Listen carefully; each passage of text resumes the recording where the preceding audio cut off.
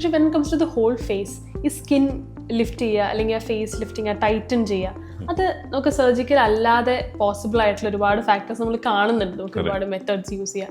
പക്ഷേ is it actually possible? Yes, it's possible. ഇപ്പം non surgical methods ഉണ്ട് facial റീജുവിനേഷന്.